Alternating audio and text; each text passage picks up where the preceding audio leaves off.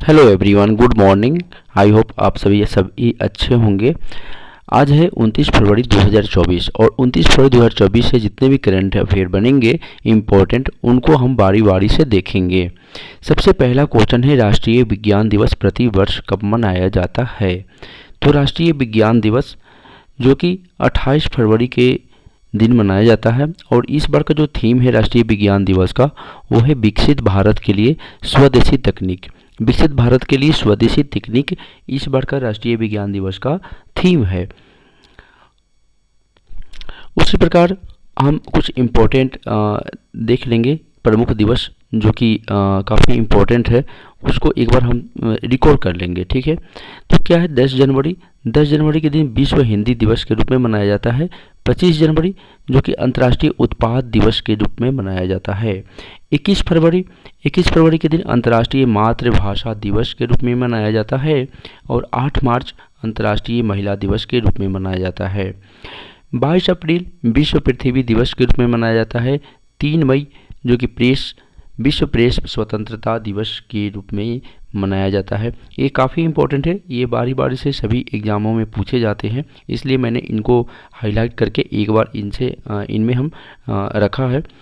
उसके बाद 5 जून विश्व पर्यावरण दिवस के रूप में मनाया जाता है। 21 जून अंतर्राष्ट्रीय महिला योग दिवस के 21 जून अंतर्राष्ट्रीय योग दिवस के रूप में मनाया जाता है। 11 जुलाई विश्व जनसंख्या दिवस के रूप में मनाया जाता है।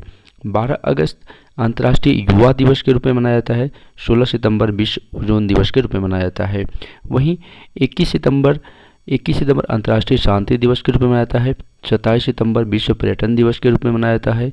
24 अक्टूबर जो कि संयुक्त राष्ट्र संघ का दिवस है उसके रूप में मनाया जाता है। 20 नवंबर विश्व बाल दिवस के रूप में मनाया जाता है।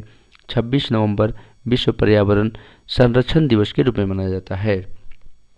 10 दिसंबर अंतर्राष्ट्रीय मानवाधिकार दिवस के रूप में और 14 सितंबर किसान दिवस, ये चौधरी चरण सिंह का जो जन्म दिवस है उसके रूप में मनाया जाता है। और 15 दिसंबर राष्ट्रीय उपभोक्ता दिवस के रूप में मनाया जाता है। तो इतने सारे प्रमुख दिवस जो हैं आपको याद रखने होंगे, जो कि एक हमेशा किसी न किसी एग्ज़ाम में पूछे जाते हैं। अब हम अगला प्रश्न की ओर बढ़ेंगे। तो हमारी अगला प्रश्न है कि 29 फरवरी में 2024 में जो अगला प्रश्न है वो है चुनाव आयोग से। चुनाव आयोग और शिक्षा मंत्रालय के द्वारा, ठीक है, चुनाव आयोग और शिक्षा मंत्रालय के द्वारा कौन सा अभियान शुरू किया गया है? अभी हाल ही में चुनाव आयोग और शिक्षा मंत्रालय ने एक अभियान शुरू किया है, उसमें ये है मेरा पहला वोट देश के लिए। मेरा पहला वोट देश के लिए। तो कुछ इसमें चुनाव आयोग के बारे में हम लोग जान लेंगे कि आखिर चुनाव आयोग वो संस्था क्या है। तो चुनाव आयोग निर्वाचन आयोग के नाम से जो हम लोग जानते हैं, ठीक है। तो इसमें भारतीय संविधान में भाग 15 में अनुच्छेद 324 से लेकर 329 तक, ठीक है, 324 से लेकर 329 तक 29 क तक निर्वाचन आयोग तथा निर्वाचन से संबंधित उपबंध किए गए हैं। ठीक है, चुनाव आयोग एक अखिल भारतीय संस्था है क्योंकि यह संसद तथा राज्य विधानमंडल दोनों के चुनाव के लिए समान रूप से उत्तरदायी है। और राज्य निर्वाचन आयोग की व्यवस्था संविधान के अलग प्रावधान है। क्यों?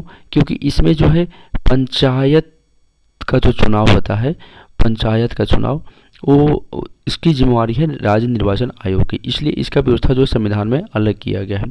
और 1950 से 1989 तक निर्वाचन आयोग एक सदस्यीय निकाय के रूप में काम करता था, 1950 से लेकर 1989 तक। लेकिन 1989 में इसको क्या किया, इसको 1989 से फिर इसको बदल के 3 सदस्यीय कर दिया गया था। लेकिन फिर उसको तुरंत 1989 में ही मतलब लगभग 1 साल के अंदर ही उसे ख़त्म कर दिया। फिर दोबारा उसको 1993 में 2 और निर्वाचन आयुक्त यानी 3 निर्वाचन आयुक्त का मतलब उसमें नियुक्ति किया गया और तब से अब तक यही प्रारूप में निर्वाचन आयोग जो है कार्य कर रही है। अनुच्छेद 103 के तहत जो है राष्ट्रपति संसद के सदस्यों की अयोग्यता संबंधित निर्वाचन आयोग से परामर्श कर सकते हैं। ये 103 में प्रावधान दिया गया, अनुच्छेद 103 में, संविधान के अनुच्छेद 103 में। निर्वाचन आयुक्त का जो कार्यकाल है, जो आयुक्त उसमें बहाल होंगे उनका कार्यकाल है वो 6 वर्ष या 65 वर्ष की आयु तक, ठीक है। जो भी पहले हो जाएगा उस समय वे रिटायरमेंट हो जाएंगे। स्थापना इसका 25 जनवरी 1950 को हुआ था और मुख्य निर्वाचन आयुक्त अभी वर्तमान में है श्री राजीव कुमार और 2 अन्य आयुक्त जो हैं वो हैं श्री अनूप चंद्र पांडे और श्री अरुण गोयल। ये निर्वाचन आयुक्त 2 अलग है, यानी कि 3 सदस्यीय जो कार्य करते हैं उनमें एक मुख्य निर्वाचन आयुक्त और 2 अन्य आयुक्त होते हैं। ठीक है, ये था इतना निर्वाचन आयोग से। अब हम अगले प्रश्न की ओर बढ़ते हैं। तो हमारा अगला जो प्रश्न है वो है आयुष मंत्रालय। आयुष मंत्रालय ने आयुर्वेद के क्षेत्र के विकास के लिए किस देश के साथ समझौता किया है? हाल ही में आयुष मंत्रालय ने आयुर्वेद क्षेत्र में विकास के लिए किस देश के साथ समझौता किया? तो वो है थाईलैंड के साथ। ठीक है, थाईलैंड के साथ उन्होंने आयुर्वेद के क्षेत्र में विकास के लिए उन्होंने काम किया है। थाईलैंड को एक बार हम लोग मैप में देख लेते हैं कि आखिर थाईलैंड की स्थिति क्या है। ठीक है, ये थाईलैंड है। ठीक है, और थाईलैंड की जो राजधानी है वो कहाँ पे? बैंकॉक में। ठीक है, उसका मुद्रा क्या है? थाई बात होता है, उसका मुद्रा थाई बात है। और कुछ प्रमुख समझौता है जो हम लोग देख लेते हैं। अभी हाल ही में हुआ शिक्षा के क्षेत्र में सहयोग के लिए भारत और केन्या के मध्य में हुआ है। चुनावी साक्षरता को बढ़ावा देने के लिए ECI और शिक्षा मंत्रालय के साथ हुआ है। हरित हाइड्रोजन के लिए भारत और सऊदी अरब के साथ, और बिजली निर्यात हेतु भारत और नेपाल के साथ। ठीक है, भारत और नेपाल के साथ जो कि बिहार के सटे हुए हैं उन्हीं के साथ हुआ है। डिजिटल साक्षरता को बढ़ावा देने के लिए CSC अकादमी और नाइलेट के साथ हुआ है। ये इतने समझौते हैं कुछ जो इम्पोर्टेंट है उन समझौते में, क्योंकि ये समझौते हमेशा कभी न कभी क्वेश्चन में आते हैं। अभी हाल ही के बिहार दरोगा में भी एक क्वेश्चन पूछा गया था, समझौता से एक प्रश्न आया था उसमें। ठीक है, तो कभी न कभी एक प्रश्न आ ही जाता है इसमें, तो हमें हमेशा ये समझौता हमें याद रखने होंगे। अगला प्रश्न है इसरो के दूसरे एयर स्पोर्ट। ठीक है, दूसरे एयर स्पोर्ट का आधारशिला रखा गया है, तो किस राज्य में रखी गई है? तो ये है तमिलनाडु। तमिलनाडु में एक जगह है थूथुकुडी। ठीक है, जिला है एक थूथुकुडी। ठीक है, थूथुकुडी। ठीक है, थूथुकुडी एक जिला है, उस जिले में इसका आधारशिला रखा गया है। तरफ बैठते हैं हम लोग।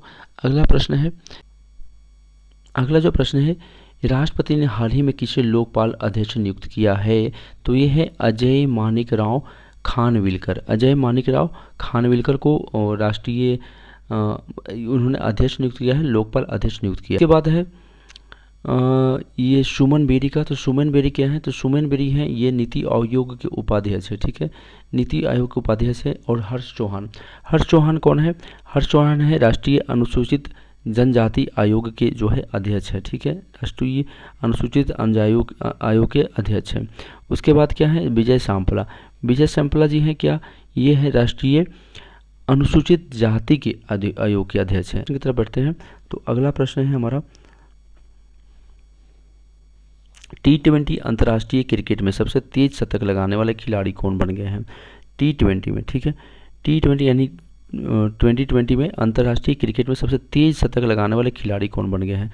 क्या रोहित शर्मा है, डेविड मिलर है, कुशल मल्ला है? नहीं, ये है जॉन निकोल लॉफ्टी ईटन। ठीक है, ये जॉन निकोल लॉफ्टी ईटन है। वाले कितने बॉल में लगाए हैं इन्होंने? ये 33 बॉलों में लगाए हैं। ठीक है, पहले अभी किनके पास रिकॉर्ड था? पहले था ये कुशल मल्ला जो कि नेपाल के हैं, और इन्हीं के खिलाफ यानी कि नामीबिया के खिलाफ उन्होंने, ये नामीबिया का ये खिलाड़ी हैं, उनके खिलाफ इन्होंने बनाया था। वो बनाए थे 34 बॉलों में। ठीक है, 34 बॉल में। रोहित शर्मा का जो रिकॉर्ड है ये 35 बॉल में थे, और डेविड मिलर का भी रिकॉर्ड था ये 35। रोहित शर्मा श्रीलंका के खिलाफ 2017 में बनाया था। ठीक है, 2017 में बनाया था।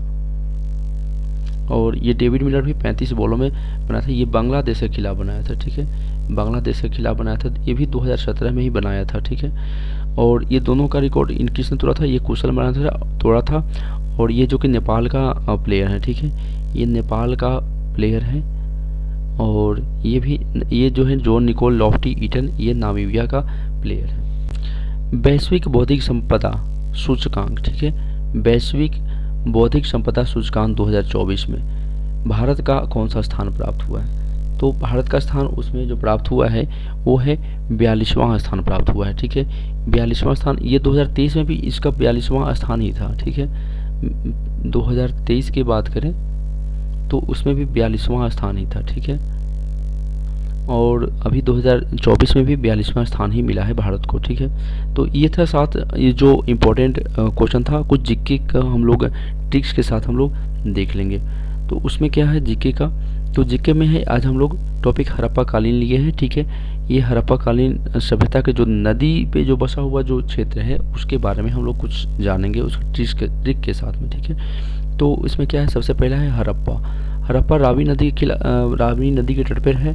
मोहनजोदड़ो है जो सिंधु नदी के तट पे है। लोथल भोगवा नदी के तट पे है। चान्होद्रो सिंधु नदी के तट पे है। कालीबंगा घग्गर नदी के तट पे है। राखी गढ़ी घग्गर नदी के तट पे है। कोट दीजी सिंधु नदी के तट पे है। बनावली सरस्वती नदी के तट पे है। रोपर सतलज नदी के तट पे है। रंगपुर भादर या मादर नदी के तट पे है। मांडा चेनाब नदी के तट पे है। इसको हम लोग कैसे रिलेट करेंगे, तो हरा से मतलब क्या हुआ, हड़प्पा और रावी, ठीक है। ये देखने में अजीब लग रहा है लेकिन अगर एक दो बार पढ़ लेंगे ना तो ये हमेशा के लिए याद हो जाता है। और आपको पता ही है कि हमेशा 1 नंबर का क्वेश्चन इससे जो है वनडे एग्जाम में आसानी से पूछ लेता है। और हमें लगता है कि हमें देखने को अभी एवरी एग्जाम में कभी ऐसा होता है जो एग्जाम में नहीं हो, लेकिन लगभग सभी एग्जामों में ये क्वेश्चन एक न एक क्वेश्चन आ ही जाता है। मौसी मतलब मोहनजोदड़ो और सिंधु, बहुत ही अच्छा रिलेटेड है। मौसी मतलब मौसी, ठीक है। हरा मतलब रंग से है। लोभ मतलब लोभ जो होता है उससे है, यानी लोभ लोथल भोगवा। जैसे ही लोथल आएगा आपके दिमाग में ऐसे ही आ जाएगा लोभ, ठीक है। लोभल मतलब लोथल और भोगवा नदी, ठीक है। चान्होद्रो यानी कि चासी एक जगह का नाम है, ठीक है। तो इससे चाह से क्या हो सकता है, चान्होद्रो, और सी से सिंधु नदी, ठीक है। कालीबंगा यानी घग्गर नदी, तो काग यानी कौवा का बड़ा भाई काग। उसके बाद है राखी गढ़ी राग यानी राग हो गया। उसके बाद है कोट दीजिए सिंधु यानी कि कोसी नदी से ही रिलेट करते हैं इसको हम। उसके बाद है बनावली यानी बासी खाना के बाद है यानी कि बस से बनावली और सी से सरस्वती, ठीक है। उसके बाद है रोपर सतलज नदी के किनारे में यानी कि रोस आना है गुसाना, ठीक है। तो रो से रोपर और सत से सतलज।